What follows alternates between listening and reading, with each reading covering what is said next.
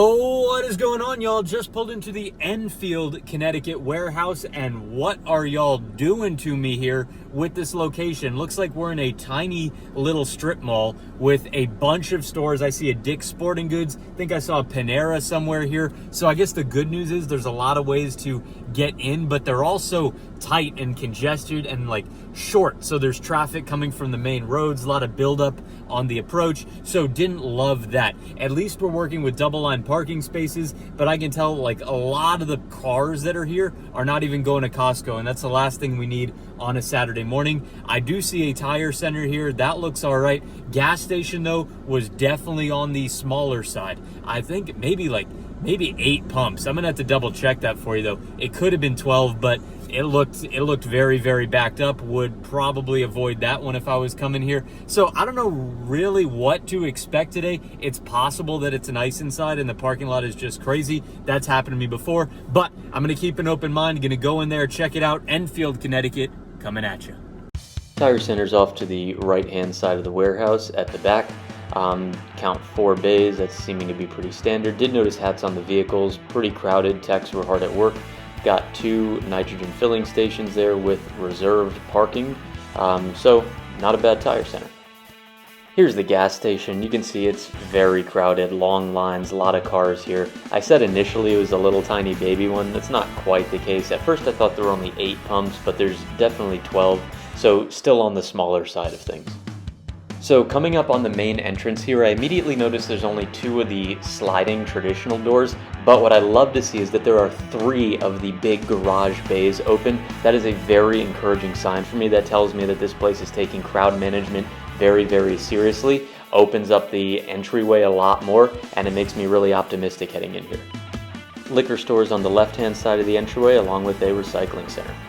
Once I flash my executive member card, I can get into the main entrance. I gotta weave around some people, but honestly nothing that crazy. Very, very average here. I was expecting worse based on the parking lot, so this is a pleasant surprise. And now I'm beginning my initial approach.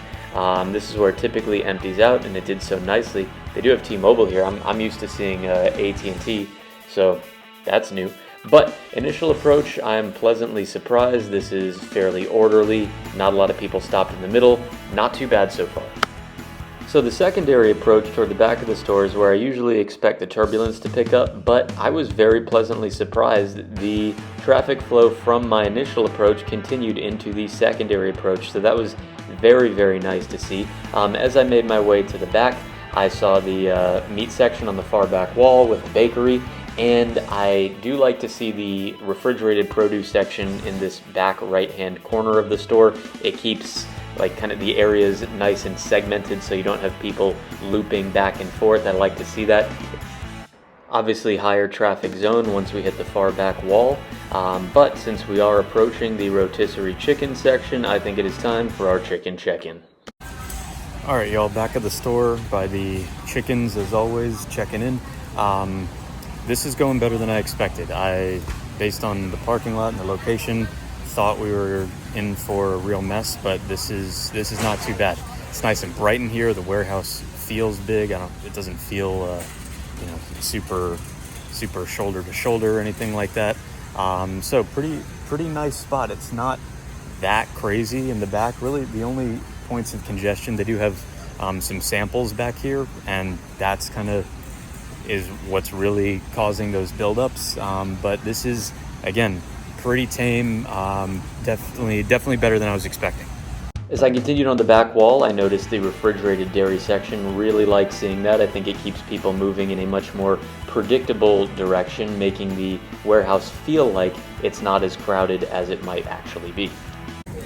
So the far wall is a little bit busier than I was expecting, but from the looks of this, it feels like the traffic flow is very evenly distributed. That tells me the warehouse is laid out very, very well. Coming into the middle of the store, more pleasant surprises. These real tight corners can get a little hairy. People will definitely jet their carts out without looking sometimes, but this is very, very calm. And so far, that's been the story of the Enfield warehouse for me. Pleasant surprises. When I pulled into this parking lot, my blood pressure definitely rose a little bit, but after being here, this is turning into a pretty nice experience.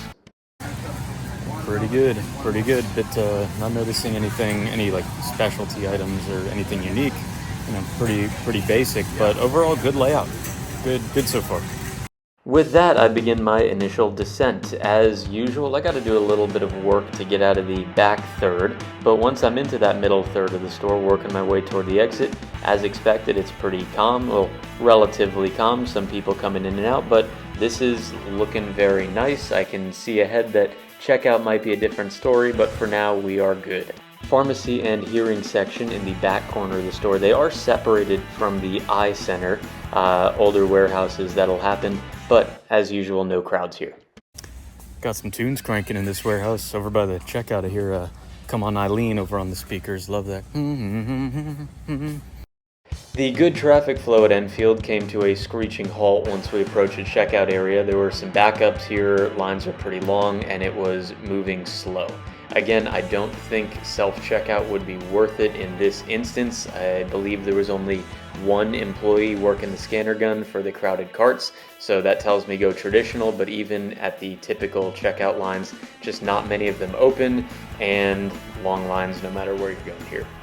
So we've got a very standard food court menu here, but what I cannot abide is how pressed up the food court is to the back of the checkout. As soon as you leave that conveyor belt with your cart, you're going to be bumping into somebody at the food court waiting to order. There's not a lot of tables for the food court. This is a very condensed space, and we are log jamming getting out of here. To this point, the traffic flow at Enfield had been great, but leaving is another story. I did want to shout them out though. The bathrooms were under construction when I came, so they did set up some temporary bathrooms in the parking lot. People at Enfield are working with what they got, and they are definitely thinking things through.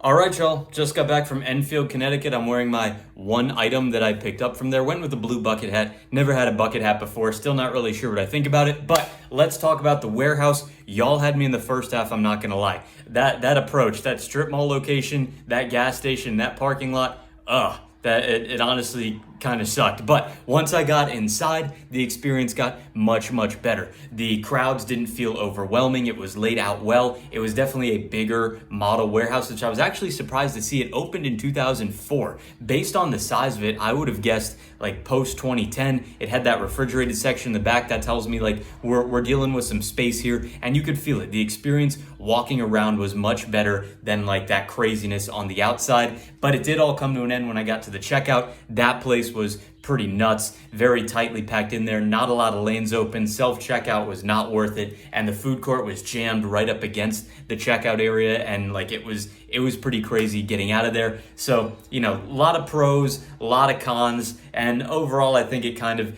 averages out in the end. If that's your local warehouse, you could be doing a lot worse. Definitely don't need to avoid it by any means.